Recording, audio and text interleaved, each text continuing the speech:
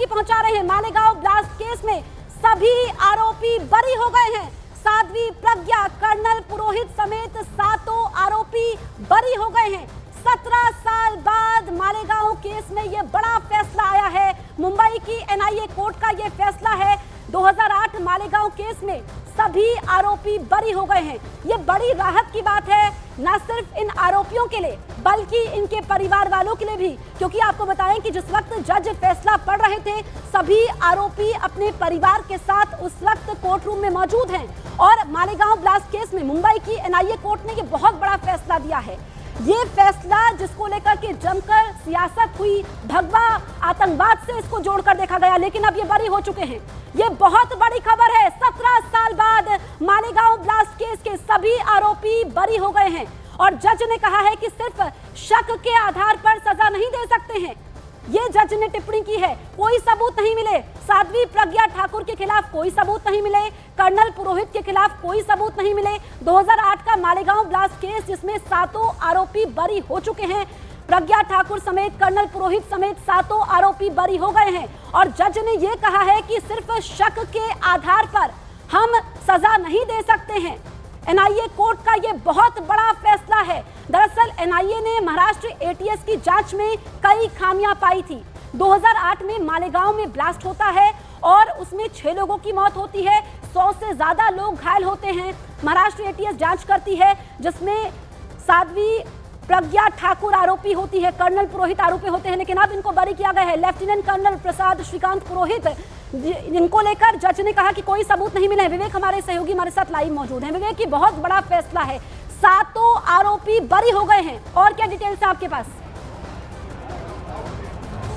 बिल्कुल जसप्रीत, देखिए ये स्पेशल कोर्ट का ये बहुत बड़ा फैसला है। 17 साल बाद अब ये फाइनली जो एक तमगा लगाया गया था कि हिंदुत्व आतंकवादी और भगवा आतंकवादी इस देश में है, उस तमगे पर पूरी तरह से कोर्ट ने साफ तौर पर मोहर लगा दी कि कोई भी ऐसा आतंकवादी संगठन नहीं है। सभी के सभी 7 आरोपियों को यहाँ पे बाइज्जत बरी कर दिया गया है। आपको बताना चाहेंगे कोर्ट में जो इंपॉर्टेंट पॉइंट्स हैं वो उसमें साफ तौर पे कहे गए कि जिस बाइक में आरडीएक्स और अमोनियम नाइट्रेट रखा गया था वो सरकारी पक्ष ये साबित नहीं कर पाया कि वो बाइक साध्वी प्रज्ञा सिंह की थी।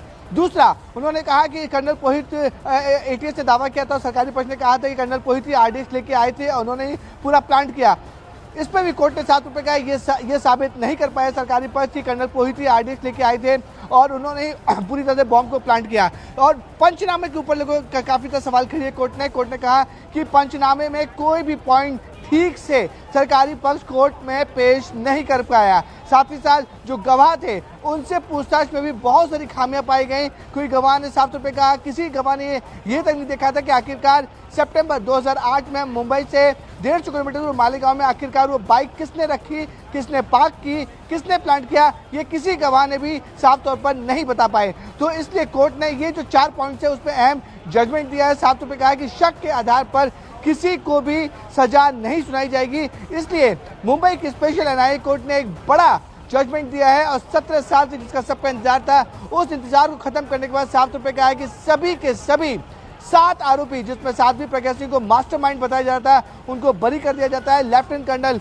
पुरोहित जो इंडियन आर्मी में सर्विंग ऑफिसर हैं, उनके ऊपर बड़े आरोप लगे थे कि पूरा प्लान रचा, आरडीएक्स उन्होंने मुहैया कराया और साथ ही साथ पूरे बॉम्ब को उन्होंने प्लान करवाया, पूरी साजिश रची। अब सभी के सभी 7 आरोपियों को इसमें बरी कर दिया गया है। बड़ी राहत, एक बड़ा जजमेंट जो है वो मुंबई के स्पेशल एनआईए कोर्ट ने दिया है। हालांकि जो आरोपी थे वो शुरू से ही साफ तौर पे कह रहे थे कि उनके खिलाफ सबूत है वो बहुत कम है, उन्हें बार बार इस पूरे मामले में फंसाया गया था। हमने जितने भी इस पूरे मामले में आरोपियों से बात की थी उनका साफ तौर पर कहना था कि 2008 में जब एटीएस ने उन्हें गिरफ्तार किया था तो उन्हें बहुत बुरी तरह से टॉर्चर किया गया और साफ तौर पे कहा था कि पॉलिटिकली मोटिवेटेड तरीके से जांच एजेंसी काम कर रही थी। जांच एजेंसी के ऊपर सरकार की तरफ से बहुत दबाव था, इसलिए उन्हें एक तमगा लगाया गया कि ये हिंदू संगठन के लोग हैं, हिंदू आतंकवादी हैं, भगवा आतंकवादी हैं। एक नया टर्मिनोलॉजी बना था 2008 के बाद, भगवा आतंक। उस टर्मिनोलॉजी को आज मुंबई के एनआईए कोर्ट ने पूरी तरह से खत्म कर दिया है और इस पूरे मामले में जो लंबी जिरह है, लंबी तारीख पर तारीख पड़ती गई, कई सैकड़ों यहाँ पे गवाह आते गए, उस पे आज फाइनल मोहर मुंबई के एनआईए कोर्ट ने लगा दिया है और सभी के सभी 7 आरोपी जो इसमें थे उन सभी को बाइज्जत बरी कर दिया गया।